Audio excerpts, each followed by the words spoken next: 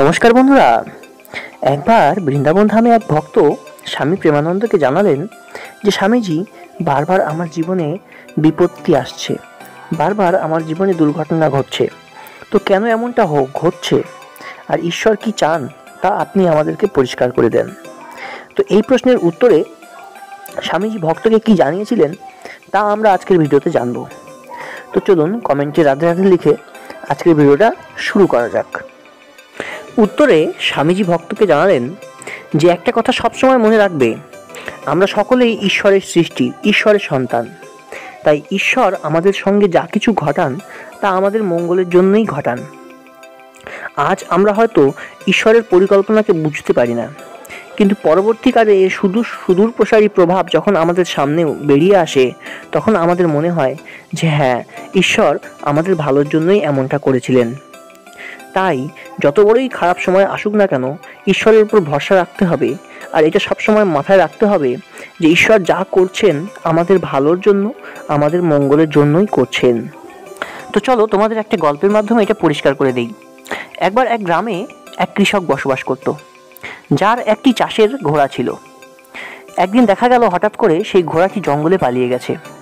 এটা দেখে গ্রামবাসীরা কৃষককে বলল, তোমার তো অনেক ক্ষতি হয়ে গেল, তোমার ঘোড়াটি পালিয়ে গেল। তখন কৃষক গ্রামবাসীদেরকে জানালো, লাভ ক্ষতি সবই ঈশ্বরের হাতে, ঈশ্বর যা করে তা অবশ্যই মঙ্গলের জন্য করে। এর কিছুদিন পর দেখা গেল যে ঘোড়াটি কয়েকটি বন্য ঘোড়াকে সঙ্গে করে নিয়ে বাড়িতে ফিরে আসলো। এটা দেখে গ্রামবাসীরা বলল, বাহ বাহ, তোমার তো অনেক লাভ হয়ে গেল, তোমার একটা ঘোড়া থেকে 4টি ঘোড়া হয়ে গেল। তখন আবারও কৃষক সেই একই কথা বললেন, লাভ ক্ষতি সব ঈশ্বরের হাতে, আর ঈশ্বর যা করে তা অবশ্যই মঙ্গলের জন্য করে। এরপর কৃষকের ছেলে ওই বন্য ঘোড়াগুলোকে ট্রেনিং দিতে গিয়ে ঘোড়া থেকে পড়ে গিয়ে তার পা ভেঙে গেল এবং সে বিছানায় শয্যাশায়ী হয়ে গেল। এটা দেখে গ্রামবাসীরা বলল যে কৃষক, তোমার অনেক বড় ক্ষতি হয়ে গেল, তুমি তোমার ছেলের পা ভেঙে ফেললে, এখন তো তোমার ছেলে অনেক দিন অসুস্থ হয়ে থাকবে।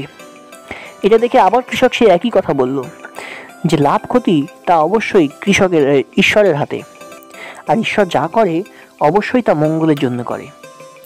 এর কিছুদিন পর সেই রাজ্যে যুদ্ধ শুরু হলো এবং রাজ্যের সমস্ত যুবক ছেলেদেরকে যুদ্ধে নিয়ে যাওয়া গেল এবং সেই যুদ্ধে রাজ্যের রাজা পরাজিত হলো এবং সমস্ত সৈন্যদের মেরে ফেলা হলো। কিন্তু যেহেতু ওই কৃষকের ছেলে পা ভেঙে পড়েছিল বিছানায়, তাই তাকে যুদ্ধে নিয়ে যাওয়া হয়নি, অতএব তার জান বেঁচে গেল। তো এই গল্প থেকে আমরা যেটা জানতে পারলাম, দেখো, ঈশ্বরের উপর কৃষক ভরসা রেখেছিল এবং প্রত্যেকটা পদক্ষেপে সে ঈশ্বরকে বিশ্বাস করেছিল, সেই জন্য কৃষকের ছেলে আজ প্রাণে বেঁচে গেল। তাই আমরাও যদি ঈশ্বরের প্রতিটা পদক্ষেপে ঈশ্বরের উপর ভরসা করি এবং ঈশ্বরের নাম জপ করি, তাহলে আমাদের জীবনে যতই বাধা বিপত্তি আসুক না কেন, এক সময় সমস্ত কিছু ঠিক হয়ে যাবে এবং আমাদের জীবনে ভালো সময় অবশ্যই আসবে। তাই বৎসরা, ঈশ্বরের উপর ভরসা রাখো এবং ঈশ্বরের নাম জপ করো। তো ভক্তের প্রশ্নের উত্তরে স্বামীজি এটিই জানিয়েছিলেন। তো কেমন লাগলো বন্ধুরা আজকের ভিডিওটা, সেটা অবশ্যই কমেন্টে লিখে জানাও। আর স্বামী প্রেমানন্দের এরকমই হিন্দি ভিডিওগুলোকে বাংলায় শোনার জন্য আমাদের চ্যানেলটি সাবস্ক্রাইব করে আমাদের পাশে থাকো আর ভিডিওটা শেয়ার করো তোমার প্রিয়জনদের সঙ্গে। ধন্যবাদ।